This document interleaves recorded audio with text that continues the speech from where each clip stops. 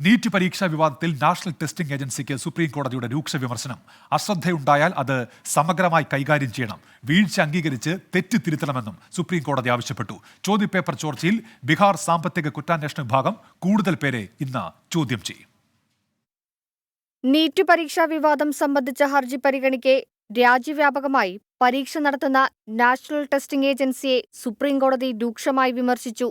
ആരുടെയെങ്കിലും ഭാഗത്ത് അശ്രദ്ധയുണ്ടായാൽ അത് സമഗ്രമായി കൈകാര്യം ചെയ്യണം.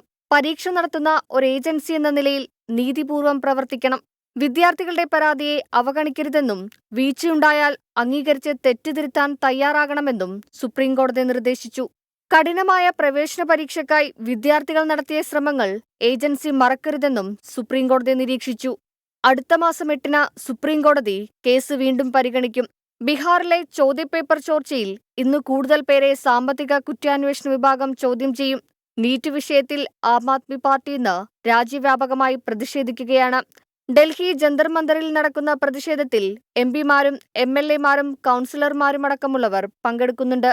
24 ഡൽഹി.